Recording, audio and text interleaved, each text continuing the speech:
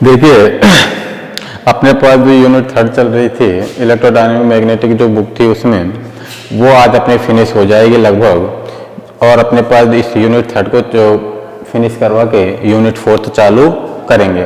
Clear? तो देखिए अपने पास जो लास्ट टॉपिक है उसमें लिखिए, और जो थोड़ा बहुत पोर्शन रह जाएगा उसको बाद में देख लेंगे। Clear?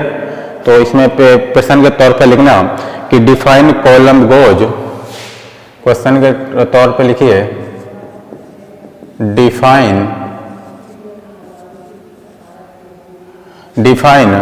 Column COLUMB column goes, define column goes condition and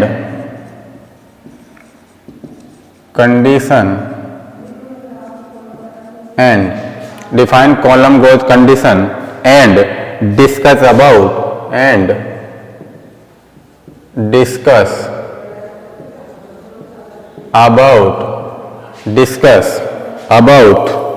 disadvantage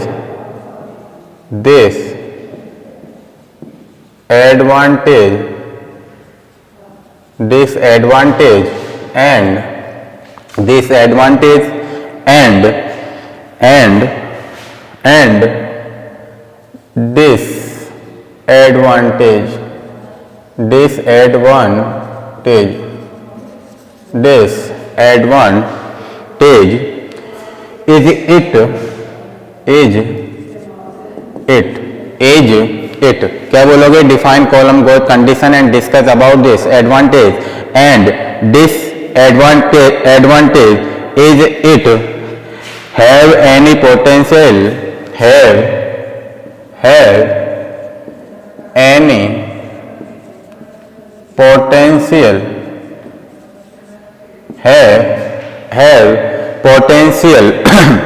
solution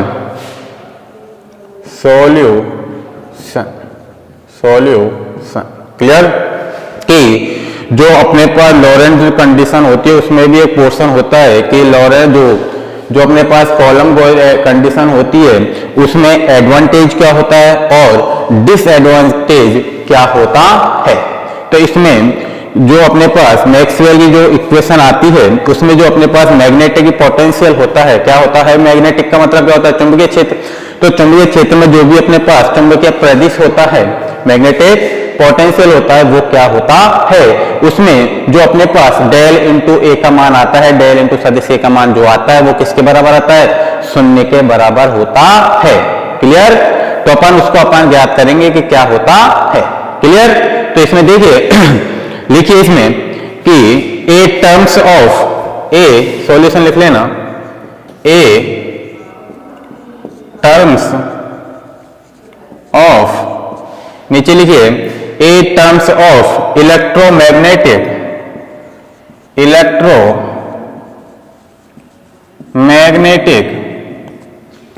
A terms of electromagnetic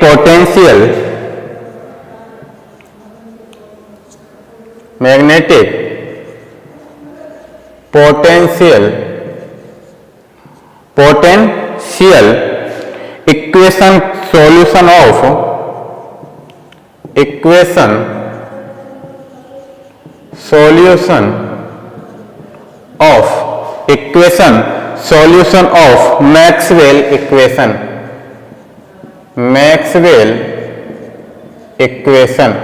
Maxwell equation.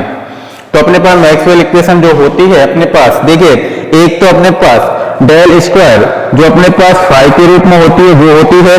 Clear? किसके फॉर्म में होती है? डेल स्क्वायर ए और डेल स्क्वायर फाई के रूप में।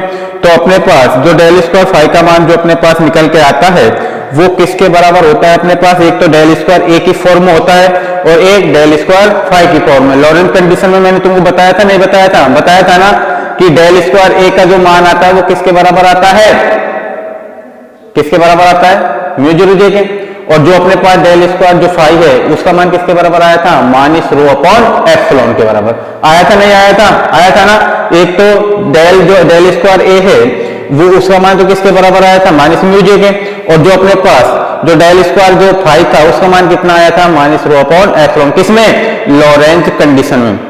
किसमें आया था? लॉरेंट कंडीशन में। और लॉरेंट कंडीशन में जब अपन क्या क्या ज्ञात करते हैं? स्केलर पोटेंशियल और वेक्टर पोटेंशियल जब ज्ञात करते हैं तो उस स्थिति में जब अपन मान निकालते हैं तो जो डेल स्क्वायर ए का मान जो निकल के आया था वो कितना आया था? माइनस म्यू जे, और जो अपने पास डेल स्क्वायर फाई का मान निकल के आया था वो कितना आया था? Minus rho upon epsilon. Clear? तो उन दोनों के मान लिखेंगे पहले, तो लिखिए डेल स्क्वायर ए माइनस कितना होता है? Del square A minus mu epsilon del square A upon del T square कितना होता है? Del square A upon del T square minus del, और कितना आता है? डेल ए प्लस कितना आता है? डेल ए प्लस म्यू एप्सिलॉन, और कितना आता है अपने पास?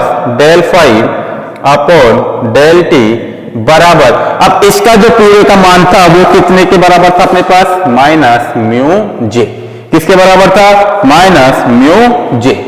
अब जो अपने पास डेल स्क्वायर फाई का मान था, del square phi minus mu epsilon del square phi upon del T square, del square phi upon del T square plus del upon del t कितना था? डेल अपॉन डेल टी, और कितना था? Del ए plus mu epsilon, और कितना था अपने पास? यहां पर कितना था?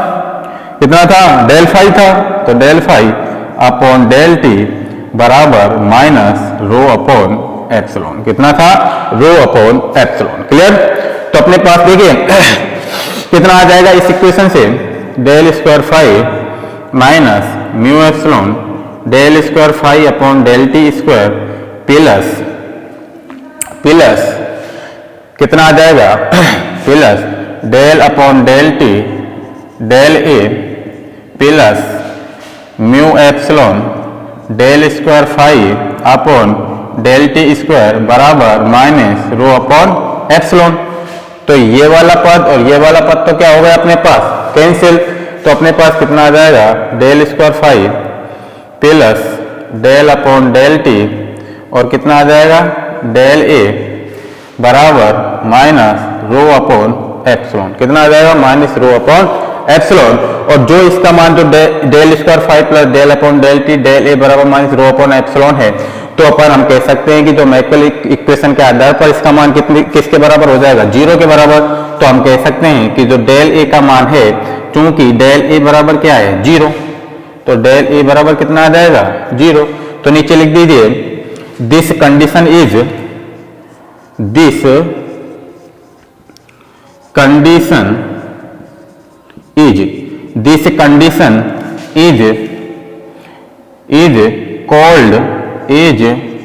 called column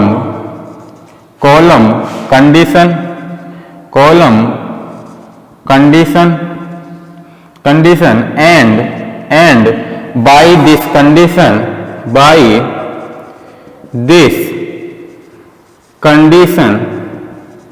and by this condition the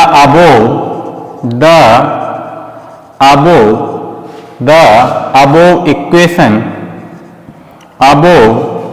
equation will be equation, नीचे लिख देना will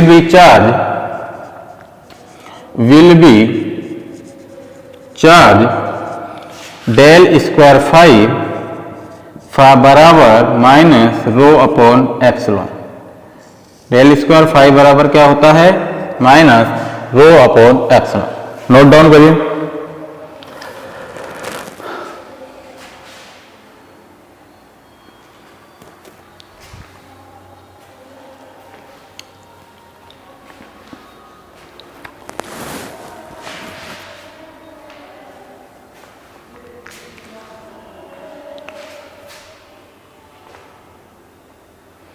अब देखिए जो अपने पास कॉलम गॉज में देखिए जो कंडीशन होती है, तो उसमें एडवांटेज और डिसएडवांटेज क्या होता है उसके बारे में बताएंगे कि एडवांटेज क्या होता है, डिसएडवांटेज क्या होता है।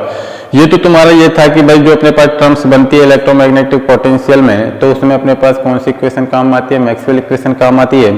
तो दोनों कंडीशन ले लिया अपन ने, एक तो डेल स्क्वायर ए वाली और एक डेल स्क्वायर फाइव वाली।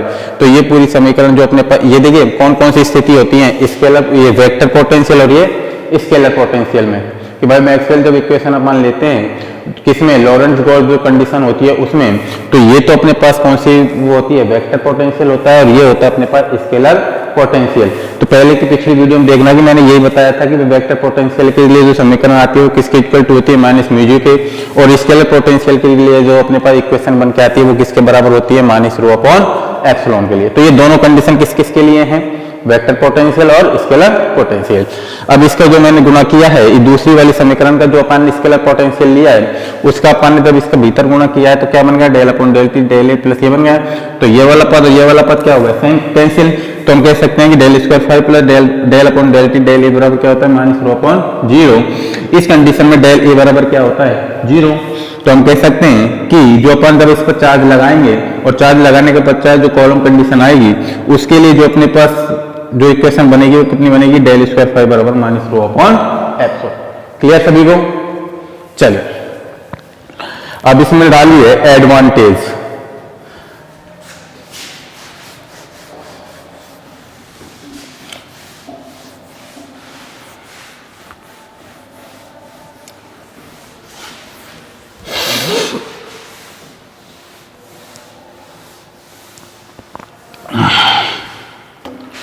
इसमें लिखिए एडवांटेज,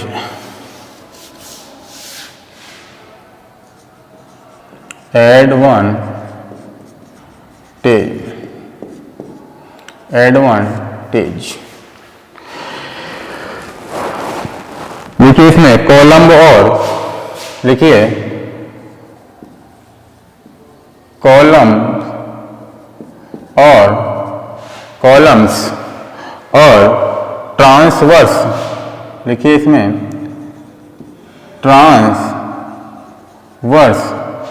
कॉलम्स और transverse goes as the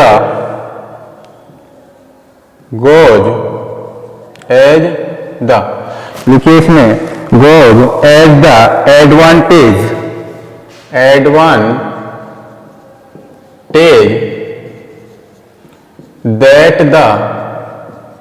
that the scalar potential is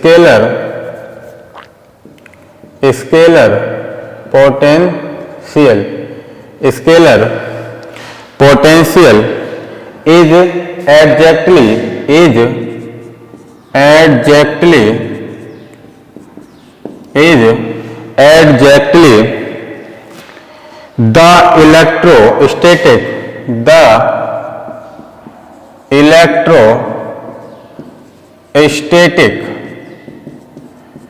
the electrostatic potential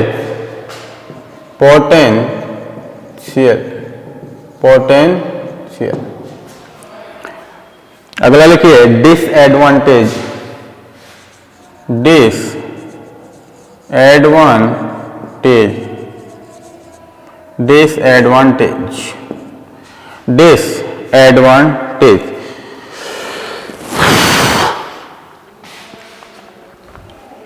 लिखिए इसमें डिसएडवांटेज में लिखिए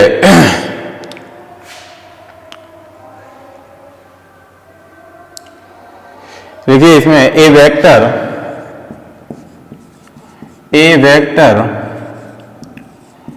difficult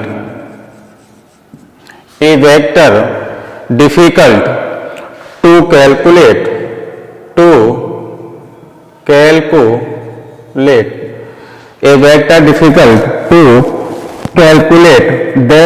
that means the columns a vector difficult to calculate that means the columns gauge condition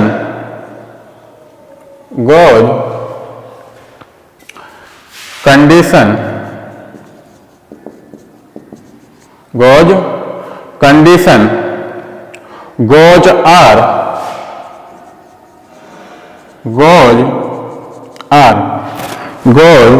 are different condition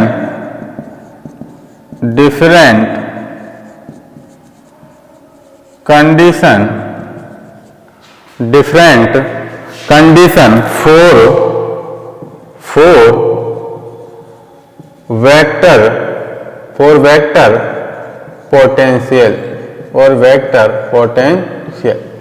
तो फर्क समझ में आ गया कि एडवांटेज में कौन सा पोटेंशियल है, स्केलर पोटेंशियल की कंडीशन आती है, और जो डिसएडवांटेज है उसमें कौन सी पोटेंशियल की काम में आती है, कौन सी कंडीशन काम में आती है, vector potential. Clear?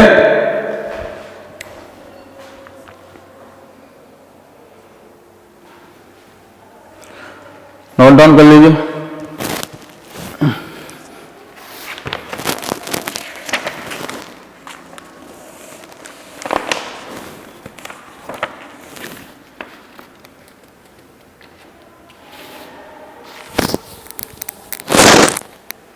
Note down कर लीजिए जल्दी से।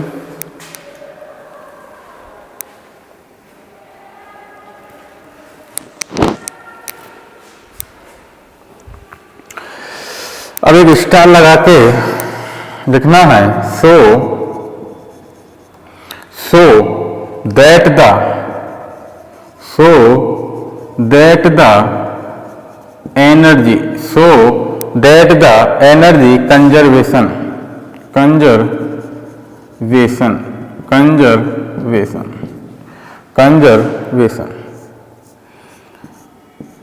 नीचे लिखिए by using painting theorem,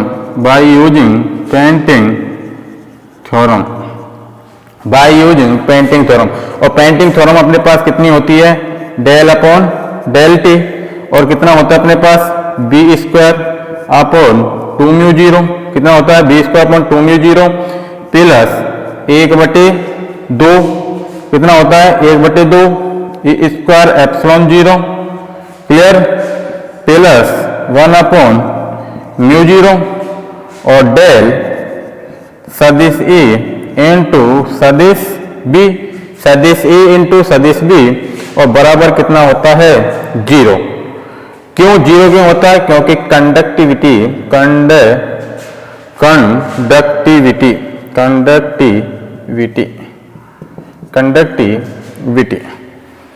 तो नीचे लिख देना this implies that del upon del t, और इसको मैंने क्या मान लिया u क्या मान लिया u electric plus del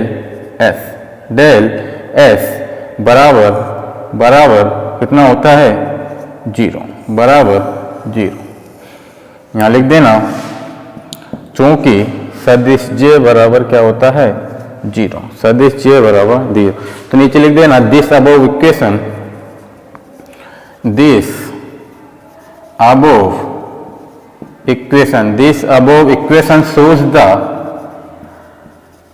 shows the energy conservation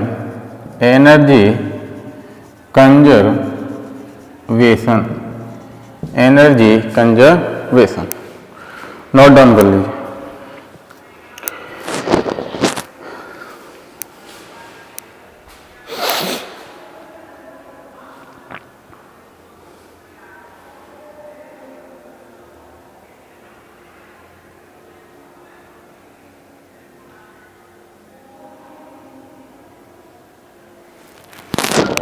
down कर लीजिए जल्दी से कि देखिए एडवांटेज में तो अपने पास कौन सा आता है कॉलम ट्रांसवर्स के रूप में, कौन सा पोटेंशियल काम में आता है स्केलर पोटेंशियल, क्लियर। और जो अपने पास डिसएडवांटेज में जो अपने पास कंडीशन लगेगी वो किसकी लगेगी, वेक्टर पोटेंशियल की। तो दोनों कंडीशन लगाई थी ना अपन ने उसमें कि जो अपन ने जो कॉलम गोज ट्रांसफॉर्मेशन होता है, जो कंडीशन होती है कॉलम गोज की कंडीशन होती है, तो अपन ने दोनों को ही तो लगाया था, स्केलर पोटेंशियल की इक्वेशन लगाई थी और वेक्टर पोटेंशियल की लगाई। तो एडवांटेज और डिसएडवांटेज दोनों यूज में आ रहे थे नहीं आ रहे थे ना। तो इसीलिए जो अपने पास गोज कंडीशन होती है या कॉलम गोज जो कंडीशनें होती हैं उसमें जो एडवांटेज और डिसएडवांटेज हैं, तो उनके लिए जो एडवांटेज है वो तो उसमें तो कौन सी पोटेंशियल काम आती है, स्केलर, और जो अपने पास डिसएडवांटेज है उसमें क्या आती है, वेक्टर पोटेंशियल, क्लियर। अब देखिए जो अपने पास जो एनर्जी कंजर्वेशन होती है उसमें अपन पास पेंटिंग थ्योरम यूज में लेते हैं। पेंटिंग थ्योरम का जो इक्वेशन बनती है वो कितनी होती है ये, और इसका मान जो 0 के बराबर होता है, क्योंकि इसकी कंडक्टिविटी क्या होती है 0 के बराबर, 0 के बराबर होती है, तो इसलिए del upon del t u electric plus del सदिश एस बराबर कितना हो गया 0, क्योंकि जे बराबर क्या होता है 0, क्योंकि जे बराबर का मान कितना होता है अपने पास, देखिए कि ये तो अपने पास किसके बराबर हो गया डेल एक्स के बराबर, क्योंकि एस का जब अपन कर लेते हैं तो किसके बराबर आता है इलेक्ट्रिक फील्ड और चुंबकीय क्षेत्र क्या होता है मैग्नेटिक फील्ड, तो electric field plus magnetic field, तो उसके बराबर 0 आएगा, तो इसका मान तो कितना हो गया अपने पास डेल एस, तो डेल एस बराबर, तो ये del upon del t u electric plus del सदिश एच बराबर किसके हो गया 0। क्लियर, तो नीचे लिख देना this above equation shows the energy conservation. जो अपने पास ये इक्वेशन है वो किसको प्रदर्शित करती है एनर्जी कंजर्वेशन को। क्लियर, एनर्जी कंजर्वेशन को। जिसने नोट नहीं किया वो नोट डाउन कर लीजिए।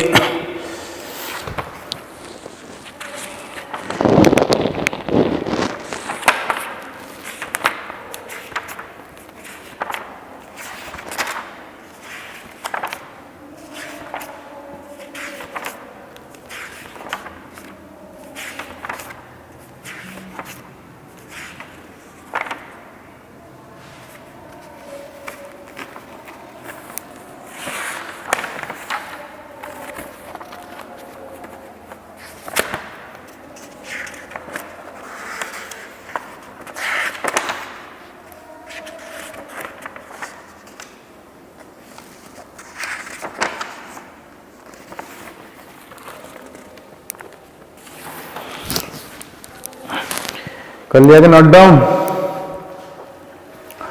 कर लीजिए जल्दी से। अब देखिए ये अपनी जो यूनिट है ये लगभग आपकी फिनिश हो चुकी है, यूनिट 3। अब देखिए जो अपन अगली यूनिट जो करेंगे अपन वो कौन सी यूनिट करेंगे यूनिट 4। देखिए अपने पास यूनिट 4 में जो अपने पास पहला टॉपिक है वो देखिए तो मॉडल्स होते हैं, मोलिकुलर पर्टर्बिलिटी होती है, पर्टर्बिलिटी मॉडल्स माने क्या होते हैं चार्ट या चित्र, वो उनके बारे में। क्लियर, जो भी अपने पास मॉडल्स होते हैं क्या होते हैं मॉडल्स, यहाँ बता रहा हूं कि मॉडल्स ऑफ मोलिकुलर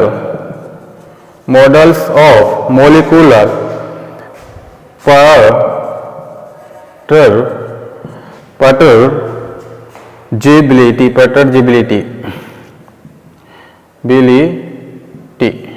क्लियर, अब इसमें जो अपने पास पहला पोर्शन आता है वो आता है मोलिकुलर पर्टर्जिबिलिटी। क्लियर, अब देखिए जो अपने पास मॉडल्स और मोलिकुलर पर्टर्जिबिलिटी होती हैं उसमें देखिए मोलिकुलर क्या होते हैं, जो अपने पास जो चार्ज होता है वो बाउंड्री पर लगता है, जो बाउंड्री होती हैं बाउंड्री चार्ज जो अपने पास जो चार्ज होगा चाहे इलेक्ट्रिक फील्ड का है चाहे मैग्नेटिक फील्ड का है। क्लियर, तो वो जो बाउंड्री के जो अपने पास नीचे लिख देंगे बाउंड्री अंडर द ईच, क्या लगा देगी कि भाई जो अपने पास बाउंड्री है उसके चारों ओर या उसके अंदर और क्या लगते हैं चार्ज लगता है, और चार्ज लगने के पश्चात जो अपने पास मॉडल्स और मोलिकुलर जो पर्टर्जिबिलिटी होती है वो कनेक्ट हो जाती है या वो डिनोट करती है। क्लियर, तो अपने पास इससे आगे अपन यूनिट 4 चलेंगे पूरी, और ये अपने पास यूनिट 3 पूरी फिनिश हो चुकी है। अब इससे आगे की जो अपने पास वीडियो होगी वो अपने पास यूनिट 4 की होगी। क्लियर सभी को, इस यूनिट 3 को अच्छे से कर लेना। मैं बार बार कह रहा हूं कि यूनिट 3 को कर लेना, जहां भी कोई दिक्कत है वो मेरे को कमेंट्स बॉक्स में बता देना कि सर मेरे को यहाँ प्रॉब्लम आ रही है, लेकिन मैं उस सॉल्यूशन का तुरंत जवाब दे दूंगा। क्लियर सभी को, और ये अपनी यूनिट 3 को कंप्लीट कर लेना अच्छी तरह। क्लियर, चलिए।